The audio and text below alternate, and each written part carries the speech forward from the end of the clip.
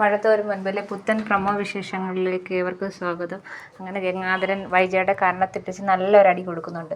എന്നിട്ട് പറയണം, നീ മിണ്ടല്ലേ, നിൻ്റെ ആഗ്രയിലെ കഥ നിൻ്റെ മക്കൾ അറിഞ്ഞാൽ തൂക്കെടുത്ത് മീനച്ചിലാറിൽ മുക്കും എന്ന് പറയണം. ഇത് കേട്ട വൈജ ഇങ്ങനെ പേടിച്ച് നിൽക്കുകയാണ്.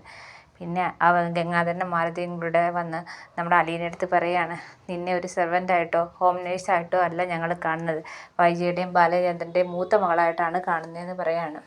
അപ്പം ഇതൊക്കെ കേട്ടുകൊണ്ട് മക്കൾ എല്ലാവരും നിൽപ്പുണ്ട്. അപ്പം ബബിത പറയാണ്, അമ്മ പറയുന്നത് ശരിയല്ലേ, ഇവൾ വന്നതിന് ശേഷമല്ലേ ഇവിടുത്തെ പ്രശ്നം തുടങ്ങിയെന്ന് നമ്മുടെ ബബിത പറയുന്നുണ്ട്. അങ്ങനെ പിന്നെ ഗംഗാധരനും മാലതിയും കൂടെ ബാലചന്ദ്രനെ കാണാൻ ചെല്ലുന്നുണ്ട്.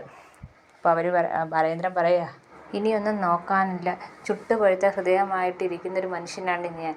എന്നെ കൂടുതൽ ചൊറിയാൻ വന്നിട്ടുണ്ടല്ലോ, എല്ലാം ഞാൻ തീർക്കുമെന്ന് പറയാണ്. ഇത് കേട്ടുകൊണ്ടിരിക്കുന്ന ഗംഗാധരനും മാലതി ഇത് കേട്ടുകൊണ്ട് ഇങ്ങനെ നിൽക്കുകയാണ്.